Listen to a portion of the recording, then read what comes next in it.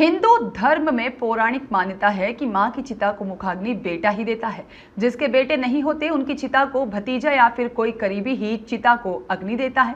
लेकिन महिदपुर की कमलाबाई जायसवाल की पुत्री संगीता ने अपनी मां की मौत के बाद उन्हें इस बात का मलाल होने नहीं दिया। संगीता ऐसी अन्य लड़कियों के लिए मिसाल हो सकती है जिनके भाई नहीं हैं या फिर भाई होने के बाद भी माता पिता की देखरेख नहीं करते। संगीता ने बेटे की तरह अपनी मां को कंधा दिया और अग्नि लेकर अपनी मां की चिता के फेरे लगाए और मुख अग्नि देकर बेटी होकर बेटे के धर्म का पालन किया। महिदपुर रोड में बाबूलाल जायसवाल की धर्मपत्नी कमलाबाई उम्र 65 वर्ष पिछले 20 सालों से लकवे की मरीज थी।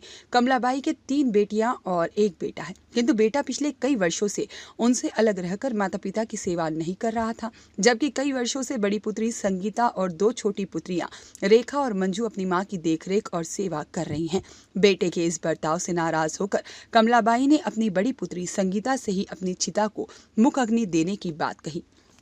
कमलाबाई ने मरने से पहले कहा कि बेटा सेवा नहीं करता तो क्या हुआ, उनकी बेटियां ही उनके बेटे हैं और इसका गम नहीं है, इसलिए मेरे मरने के बाद चिता को मुख अग्नि भी बेटियां ही देंगी।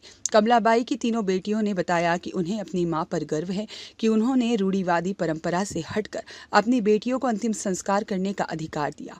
बेटी का इस तरह अपनी मां को कंधा एवं मुख अग्नि देना पूरे क्षेत्र में चर्चा का विषय बना रहा।